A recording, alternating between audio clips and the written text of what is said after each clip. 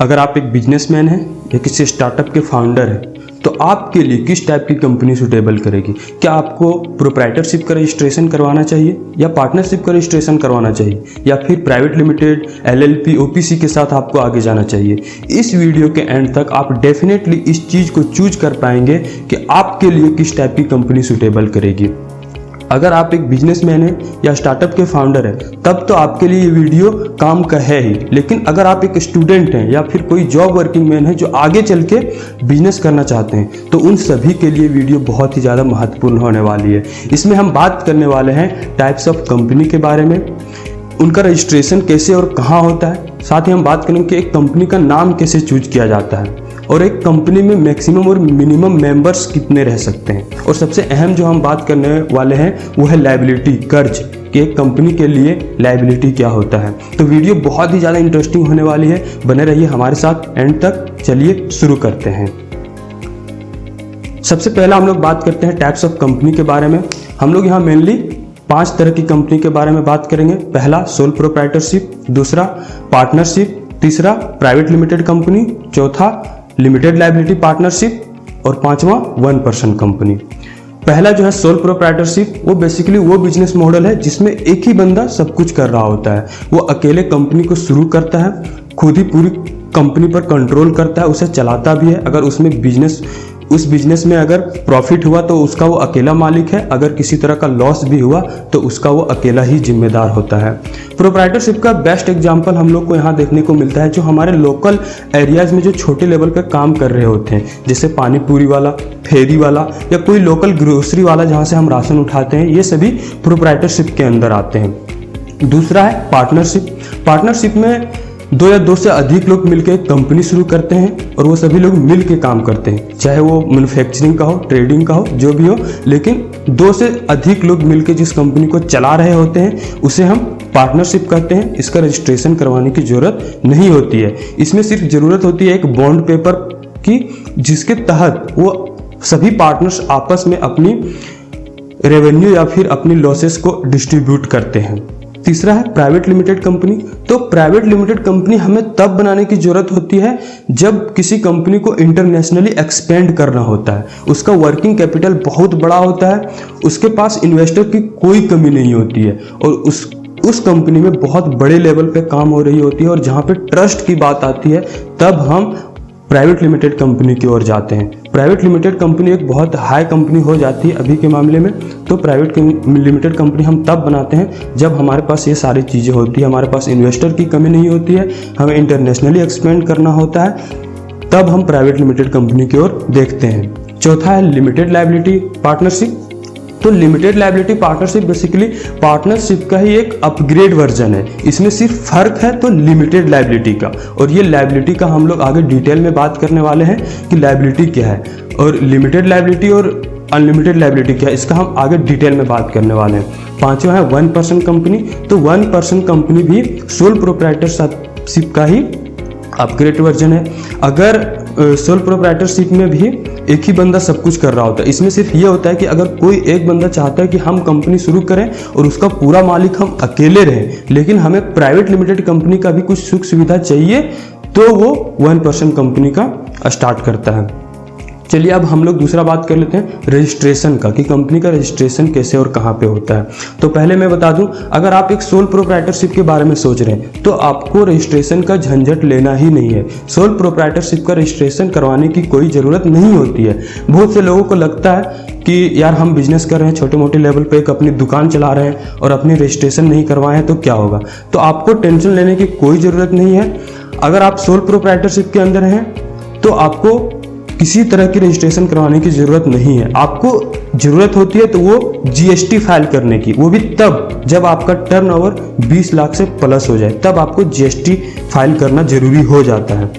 दूसरा है पार्टनरशिप। तो पार्टनरशिप में भी यही है, अगर आप रजिस्ट्रेशन करवाना चाहते हैं तो करवा सकते हैं, नहीं करवाना चाहते हैं तो कोई ज़रूरी नहीं है। लेकिन हाँ, पार्टनरशिप में रजिस्ट्रेशन करवाना तब जरूरी हो जाता है जब आप अपने कंपनी के नाम पर कोई अनमूवेबल एसेट्स खरीदते हैं, जैसे कोई बिल्डिंग या कोई ज़मीन हो गई। अगर आप अपने कंपनी के लिए, ऑफिस के लिए एक बिल्डिंग खरीद रहे हैं तब आपको कंपनी का रजिस्ट्रेशन करवाना होगा। अगर आप उस बिल्डिंग को रेंट पे ले रहे हैं तो आपको रजिस्ट्रेशन करवाने की जरूरत नहीं है, लेकिन अगर आप उसको परमानेंटली खरीद रहे हैं तब आपको कंपनी का रजिस्ट्रेशन करवाना पड़ेगा। बाकी जो इधर कंपनी है private limited, limited liability partnership और 1% कंपनी, इन तीनों कंपनी को आपको कंपलसरी रजिस्ट्रेशन करवाना ही पड़ेगा। और इनका रजिस्ट्रेशन करवाने के लिए सबसे पहले आपको DIN का फॉर्म फिलअप करके उसमें जो भी जरूरी डॉक्यूमेंट्स है उसके साथ MCA ministry of corporate affairs के ऑफिस में ले जाके जमा करना पड़ेगा। और अगर आपके सारे डॉक्यूमेंट्स लीगल हैं तब आपका रजिस्ट्रेशन 11 से 20 दिन में कंप्लीट हो जाएगा। अब बात करते हैं नेम के बारे में कि किसी कंपनी का नेम कैसे चूज किया जाता है। तो अगर आप प्रोप्राइटरशिप या पार्टनरशिप के अंदर है या फिर इस कंपनी को शुरू करने की सोच रहे हैं तब आपको नेम के बारे में भी ज़्यादा सोचना नहीं पड़ेगा, क्योंकि प्रोप्राइटरशिप और पार्टनरशिप में आप कोई भी नाम रख सकते हैं, कोई भी रैंडम नाम रख सकते हैं, चाहे आप अपना नाम हो, अपने बेटे के नाम पे हो या कोई भी आप रैंडम नाम रख सकते हैं। सिर्फ उसमें आप प्राइवेट लिमिटेड, LLP, OPC नहीं लगा सकते हैं। और आप इसमें एक चीज़ आपको और ध्यान देना पड़ेगा, वो है ट्रेडमार्क। आप किसी ट्रेडमार्क को कॉपी नहीं कर सकते हैं। जैसे आप रिलायंस इंडस्ट्री आप नाम नहीं रख सकते हैं, आप हिंदुस्तान यूनिलीवर नहीं रख सकते हैं, आप हल्दीराम नहीं रख सकते हैं, नहीं तो आपके ऊपर ट्रेडमार्क कॉपी का नोटिस आ जाएगा। और इसके बाद जो कंपनी है प्राइवेट लिमिटेड, LLP, OPC, इन तीनों कंपनी का नाम आप खुद से नहीं रख सकते हैं। इन तीनों कंपनी का नाम आपको MCA अप्रूव करके देगा। अगर आप जो नाम चूज करके MCA को दिए हैं, अगर उस नाम का कोई एग्जिस्टिंग कंपनी अभी नहीं है तब तो MCA आपको वो नाम अप्रूव करके दे देगा। लेकिन अगर आप जो नाम अभी MCA को दिए हैं, अगर उस नाम का कोई ऑलरेडी एग्जिस्टिंग कंपनी है तब MCA आपको वो नाम अप्रूव नहीं करेगा। और एक बार अगर आपका कोई नाम अप्रूव हो जाता है तो उस नाम के पीछे एक और चीज जुड़ जाता है, जैसे प्राइवेट लिमिटेड, LLP, OPC। अगर आप एक प्राइवेट लिमिटेड कंपनी बना रहे हैं तो PVT LTD जुड़ जाता है। अगर आप लिमिटेड लायबिलिटी पार्टनरशिप कंपनी बना रहे हैं तो LLP जुड़ जाता है। अगर आप 1% कंपनी बना रहे हैं तो प्राइवेट लिमिटेड, OPC जुड़ जाता है। तो ये सारी चीजें जब MCA अप्रूव करके देती है तब होती है। आपके साथ भी कई बार ऐसा हुआ होगा कि आप कोई चीज़ खा रहे होते हैं और उसके पीछे लिखी हुई चीज़ों को पढ़ते हैं, तभी आपका नज़र उस लाइन पे पड़ता है कि यार कंपनी के नाम के पीछे PVT या LLC क्यों लिखा होता है। तो बेसिकली ये PVT LTD सिर्फ उसी चीज़ को टारगेट कर रहा होता है कि ये प्रोडक्ट जो है वो एक प्राइवेट लिमिटेड कंपनी ने बनाया है, या फिर ये जो प्रोडक्ट है वो एक 1% कंपनी ने बनाया है। ये सीधे उसी चीज को टारगेट कर रहा होता है। अब हम लोग थोड़ा बात कर लेते हैं मेंबर्स की, कि एक कंपनी में मिनिमम और मैक्सिमम कितने मेंबर्स रह सकते हैं।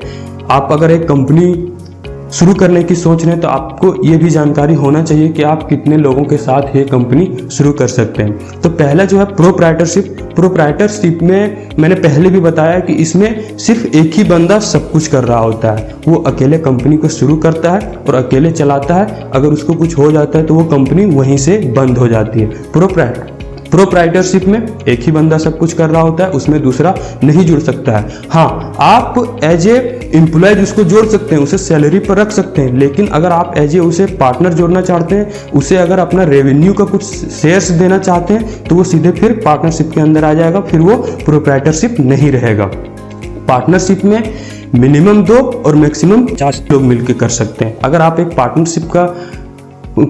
पार्टनरशिप कंपनी शुरू करना चाहते हैं तो आपको मिनिमम 2 लोग चाहिए और मैक्सिमम आप 4 लोग रह सकते हैं एक पार्टनरशिप कंपनी के अंदर। और वहीं बात कर लेते हैं प्राइवेट लिमिटेड। तो प्राइवेट लिमिटेड कंपनी बनाने के लिए भी आपको मिनिमम 2 लोग चाहिए और मैक्सिमम प्राइवेट लिमिटेड में आप 200 रह सकते हैं। एक प्राइवेट लिमिटेड कंपनी में मिनिमम आपको 2 लोग चाहिए और मैक्सिमम आप 200 शेयर होल्डर रह सकते हैं एक प्राइवेट लिमिटेड कंपनी में। और वहीं LLP लिमिटेड लायबिलिटी पार्टनरशिप में भी मिनिमम 2 और maximum unlimited. Limited liability partnership में आप अनलिमिटेड पार्टनर्स को जोड़ सकते हैं। मिनिमम 2 तो चाहिए ही, लेकिन आप अनलिमिटेड जोड़ सकते हैं उधर आगे।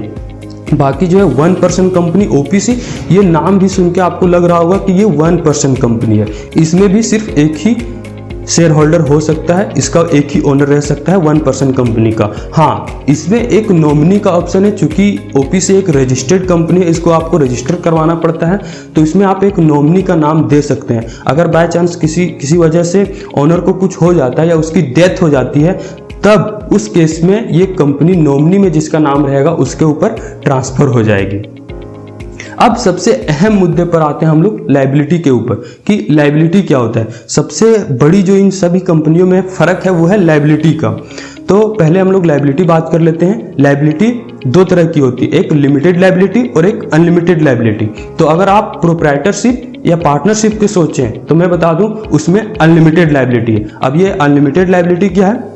तो अनलिमिटेड लायबिलिटी ये है कि मान लीजिए आप एक प्रोप्राइटरशिप बिजनेस चलाने के लिए बैंक से 5 लाख का लोन लिए और किसी वजह से आपका बिजनेस लॉस में चला गया, आप बैंकरप्ट हो गए, तो बैंक वाले अपने लोन को रिकवर करने के लिए आपके बिजनेस में जो एसेट्स बचे हैं उसको तो बेचेंगे ही। अगर उसको बेच के उसकी लोन रिकवर नहीं हो पाती है तो वो आपके पर्सनल एसेट्स को भी बेच सकते हैं। जैसे पर्सनल एसेट्स में आपका घर, आपका गाड़ी, आपकी कोई ज़मीन, कुछ भी हो सकता है। अगर आप उसका लोन रिकवर नहीं हुआ है आपके बिजनेस को एसेट्स के बेच के, तो वो आपके पर्सनल एसेट्स को भी बेच सकता है। इसे हम अनलिमिटेड लायबिलिटी कहते हैं। और ये प्रोप्राइटरशिप और पार्टनरशिप इन दोनों में अनलिमिटेड लायबिलिटी है। वहीं जो तीसरी, चौथी, पांचवी कंपनी है प्राइवेट लिमिटेड, एलएलपी और ओपीसी, इन तीनों कंपनी में लिमिटेड लायबिलिटी है। लिमिटेड लायबिलिटी का मतलब क्या है कि अगर आप बिजनेस शुरू करने के लिए बैंक से 5 लाख का लोन लिए, तो अगर आप बैंकरप्ट हो गए तो बैंक वाले सिर्फ आपके बिजनेस में जो एसेट्स बचे हुए हैं, चाहे वो 2 लाख हो, 3 लाख हो, जितना ही है, वो उसको उतना ही बेच सकते हैं। आपके पर्सनल एसेट्स को वो नहीं छुएंगे, आपके घर गाड़ी को कुछ नहीं होगा, आपका पैसा सिर्फ उतना ही डूबेगा जितना आप एक बार उस बिजनेस में लगाए होते हैं।